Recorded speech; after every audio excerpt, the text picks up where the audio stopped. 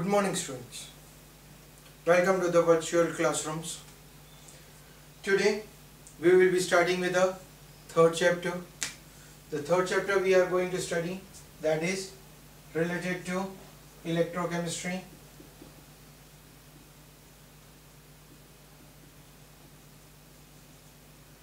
Electrochemistry, it's not a small branch, it's a very vast branch. Actually, you can say that it's one of the branch of the chemistry. Like we are studying it as in physical, inorganic, organic. Similarly, we can say that it's one branch of the chemistry. But we are not having it that much detail to be studied in our 12th standard. We are having it as a partial part of it to be studied. But still, this electrochemistry, we are going to study it into 4 parts. We are going to study the first one as electrochemical cell. The second one we are going to study conductance in solution. Third part, electrolysis. And the fourth one we are going to study batteries and corrosions. Out of this, the first 3 part we are going to study with applications. That means we are going to study numericals in 3 of them. Whereas batteries and corrosions, we don't have any numericals, we are having only theoretical part of it. Now, one by one, we will be studying all the 4 of them. But today, first of all, we will start with electrochemical cell. Now, when we are talking about electrochemical cell, what is its principle? Here,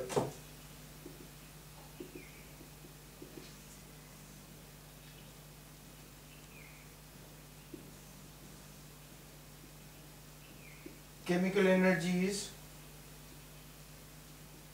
converted to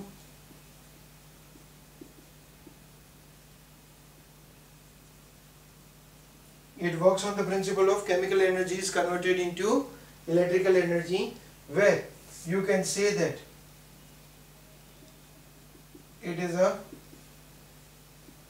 redox reaction.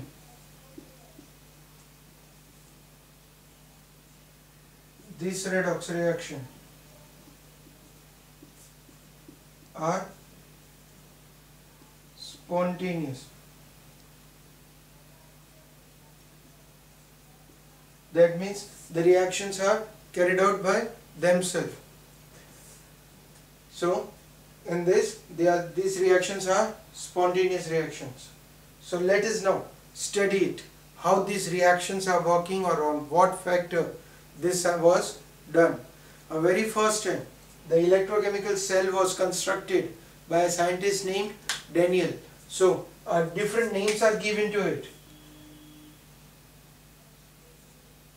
Electrochemical cell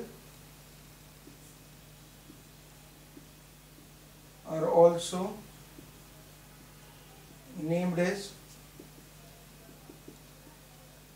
Daniel cell, or it is also termed as galvanic cell, or it is also termed as voltaic cell. These are the different names given to it, right? So electrochemical cell was first time studied by the scientist Daniel using copper zinc electrodes. So these are the terms, these are the factors that we want to study within this electrochemical cell, and how the electricity is produced and how much electricity is produced we are going to study within this chapter. So first of all, from the electrochemical cell, the first factor, that is how to construct the electrochemical cell. So we will study construction of electrochemical cell.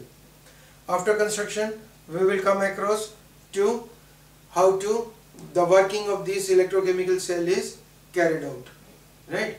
So first of all, let us go for construction of the electrochemical cell. Now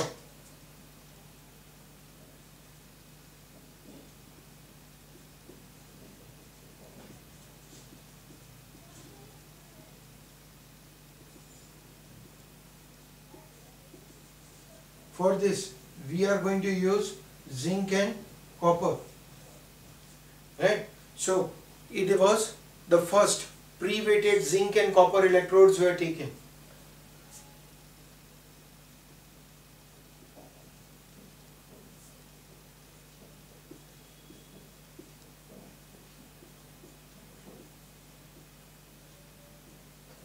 Pre-weighted copper and zinc electrodes are taken. The copper electrode and the zinc electrode, they are dipped into their respective solutions. That means we are taking over here a solution 1 molar ZnSO4 solution in which zinc rod, a pre-weighted zinc rod is dipped. In the another container we are going to fill up 1 molar CuSO4 solution in which copper rod is dipped. These two electrodes are connected through a conducting wire in between the galvanometer is placed.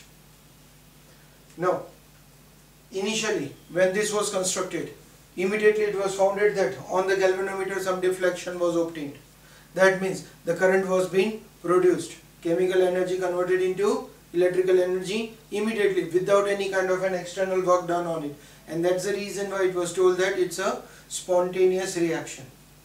Now during this, within a fraction of time, the reaction also stopped. So scientists wanted to understand related to it. So they found it out that because the continuously dissolution of zinc rod in the solution and deposition of copper on it, on the copper electrode, made this solution to contain ions in it. This contained sulfate ion, this solution contained zinc ion. So solution in place of neutral, it become charged solution. So reaction stopped. So they wanted to make this reaction to be continued for the longer duration. So for that case, they took it as an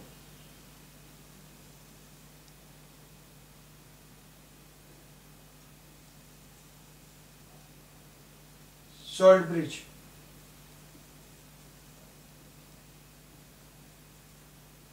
It was a salt bridge which was made up of ammonium nitrate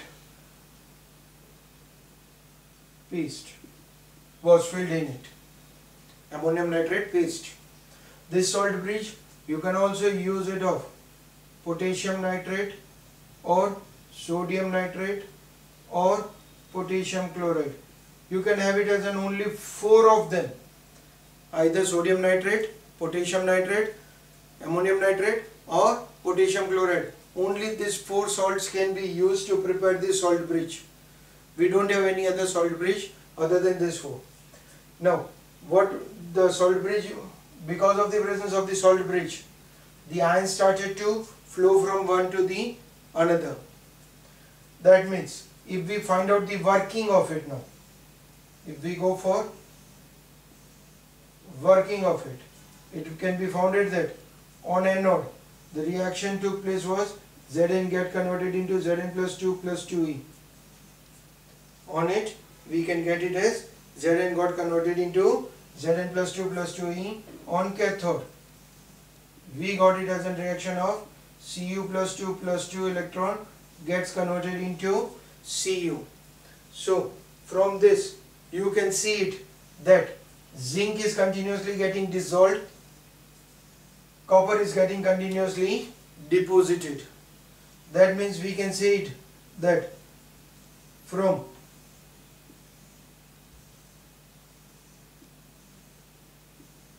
the external circuit, the flow of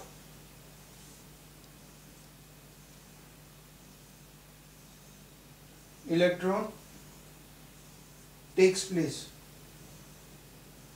That is from anode to cathode. The flow of electron that take place from anode to cathode. Similarly, the salt bridge allowed the sulfate ion to move from cathode to anode. That means from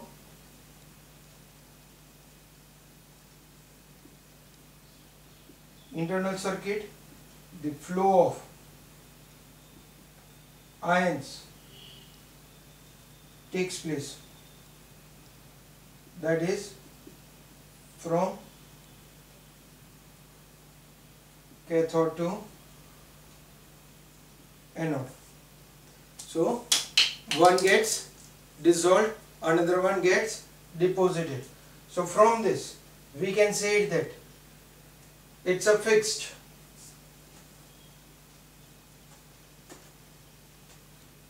from this we can say that the anode always goes for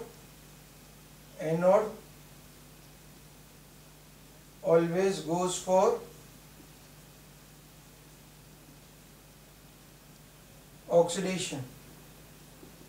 That is, electrodes are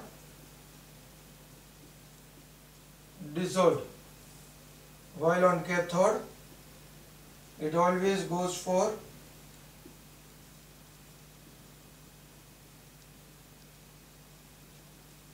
reduction. That is,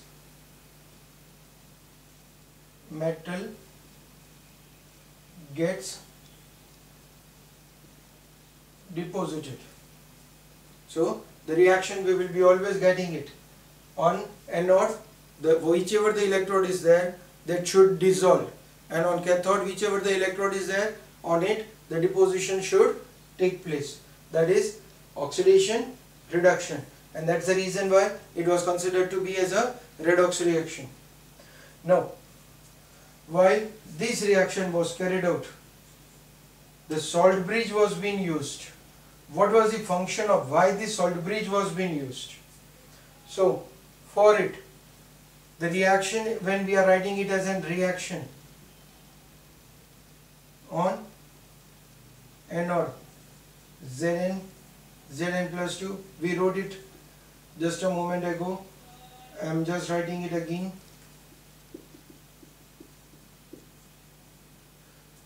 The function of this salt bridge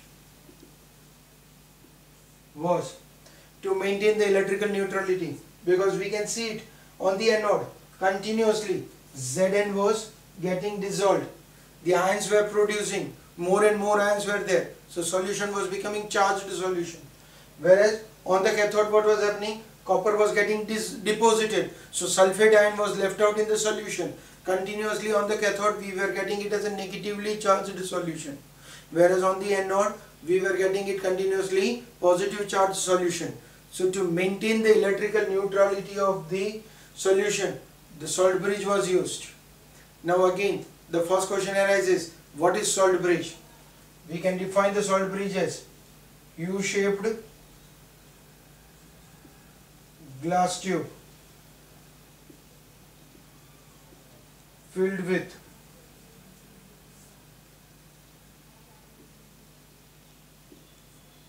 ammonium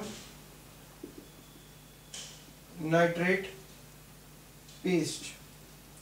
It's a U-shaped glass tube filled with ammonium nitrate paste which connects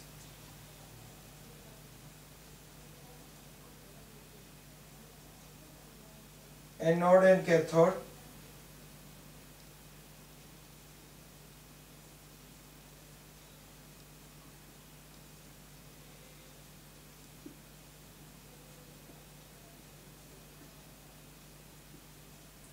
which connects anode and cathode through internal circuit. The function was to maintain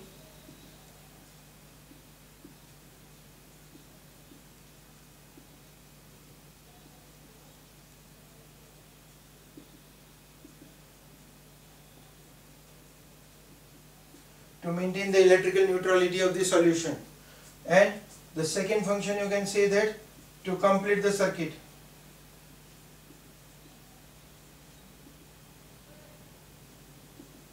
Because from the external circuit the electron was moving from anode to cathode, while from the internal circuit the ions are moving it from cathode to anode. So anode to cathode and cathode to anode. So salt bridge is an internal circuit.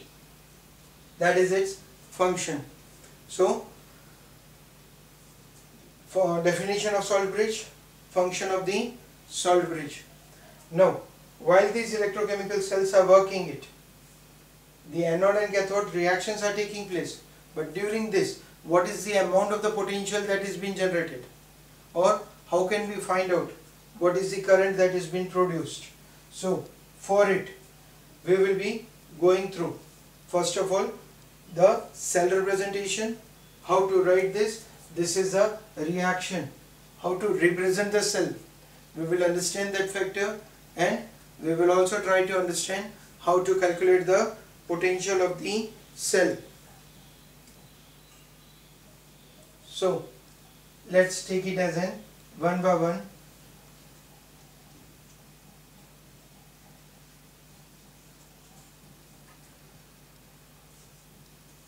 Now first of all,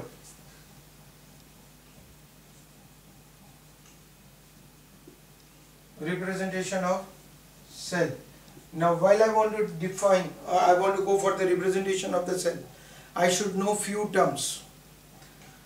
Before I go it for the representation of the cell, I should know few terms, like what is standard cell, what is standard half cell, what is cell or cell potential or standard cell potentials.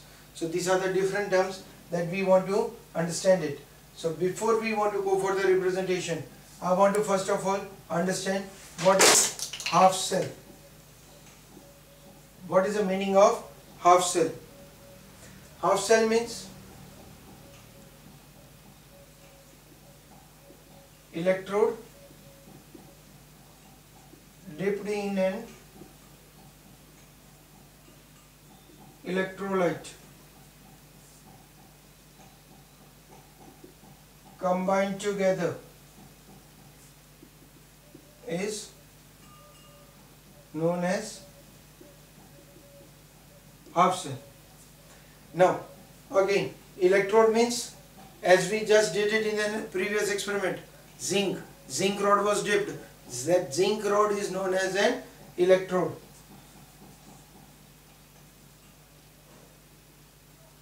Zinc rod, we took it, that is our electrode. Actually we are having it as in types of electrodes also to be studied. We will take it one by one, right? Electrodes. Then electrolyte means we were having it as in solutions. Solution of ZnSO4, CuSO4, etc. that we took it. That is known as an electrolyte, or in short you can say it as solutions. Electrode means rods that are dipped in the solution.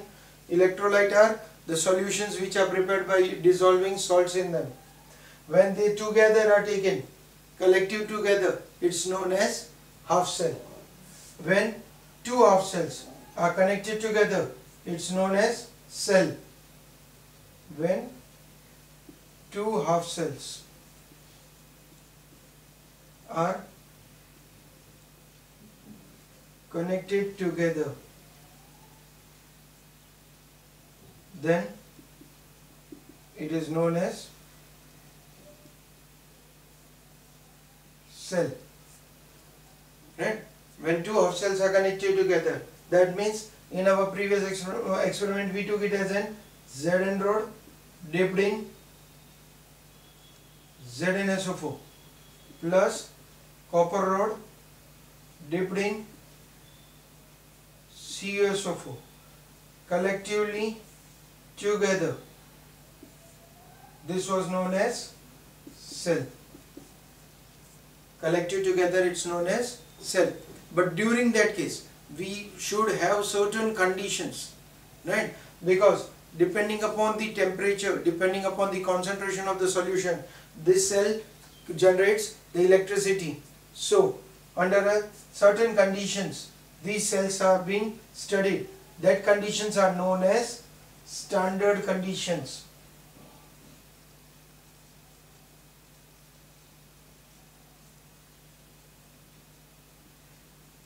What are those standard conditions? At 25 degrees Celsius or 298 Kelvin. 25 degrees Celsius or 298 Kelvin. The concentration of the solution should be 1 molar. Concentration of the solution should be 1 molar. The pressure of the gas should be 1 bar pressure. Then these conditions are considered as an standard conditions. So when cell is constructed under standard conditions, then those cells are known as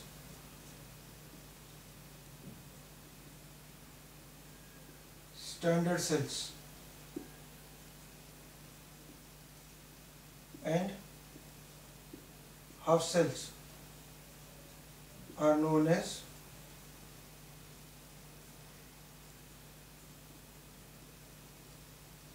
standard half cells.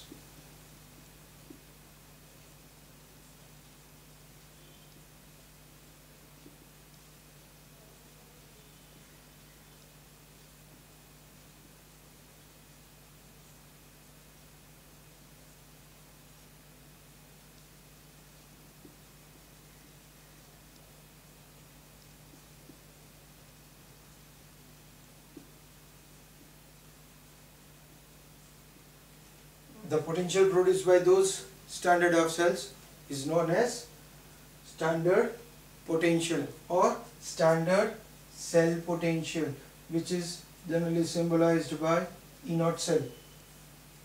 It is written as E naught cell, right? So that is related to the definitions of conditions when we want to write the cell representation. So now let us go it for the cell representation. The first cell that we constructed, that was on anode, and we wrote it as Zn plus 2 plus 2E, on anode Zn gets converted into Zn plus 2 plus 2E. On cathode we got it as Cu plus 2 plus 2E gets converted into Cu. Now when I want to write this cell, then how to write the cell?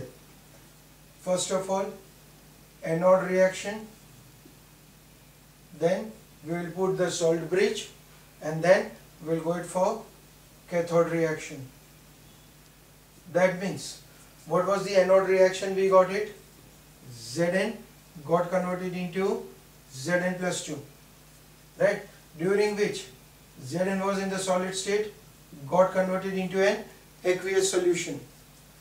Then we got it as salt bridge, in which copper was there in aqueous state, which got converted into solid form. During this case, there was a certain change in the concentration. For standard condition, it was 1 molar solution. So we are writing it as Zn slash Zn plus 2, that gets converted into Cu plus 2 into Cu. So this slash sign, it indicates salt bridge. It indicates salt bridge. Right? Okay. So always remember, anode is written first, salt bridge, cathode. This is the fixed. Anode, salt bridge, cathode. For any given cell. For any given cell, it will be always written in this format only. Let us take it as another example. If we take it as an example of, on anode, suppose the reaction is of Mg getting converted into Mg plus 2 plus 2e, and on cathode we are having it as an suppose reaction of Zn plus 2 plus 2e gets converted into Zn. See, I took this example particularly because I want to show you that it's not necessary that whichever the electrode is taken on anode, for every reaction it will be always on anode. It depends upon the tendency of gaining or losing electrons. So that is what we are having it as in cell potentials. So anode we will be getting it as an Mg getting converted into Mg plus 2, cathode Zn plus 2 plus 2e gets converted into Zn. So cell will be written as Mg solid that converts itself into Mg plus 2, which is in the aqueous condition, salt bridge Zn plus 2, it was in the aqueous condition, gets converted into Zn solid. The concentration, if it is given, we will write it. If it is not, we will write it as x molar or y molar. Now, why I am writing this down again? If this is not exactly x and y are not equals to 1 molar, then they are not standard cells. They are non-standard cells. But the cell representation remains same. Now, a small change in the cell representation that we are having it. That is, now both the times we were having it as a solid electrodes with a solution. Now this time I am taking the reaction of hydrogen on anode. We are taking it as an H2 getting converted into 2H plus 2E. Now this is always in the gaseous form. It's not a solid, it's a gas. So during that case what will happen? On cathode the copper is getting reacted. So how to write this cell? So according to the previous reaction we would have written it simply H2 gas, 2H plus aqueous, salt bridge is used, copper plus 2, aqueous, copper, solid. But a small change in the cell representation we will have to do it is, here we were writing it as a molarity of the solution, that is concentration of the solution, but here we will have to write down the pressure also, including the electrode that will be used. For the gas electrodes, wherever the gas electrodes are being used, whenever you are using in the solutions as a gas, which electrode is used for the reaction has to be represented. This is for the anode. Again we told that any of the electrode can act as an anode as well as cathode. Let's take this one act as an cathode.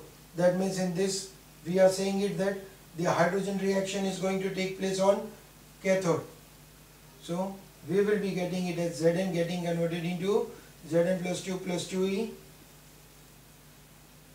Cathode we are having it as an H plus getting by gaining the electrons gets converted into H2.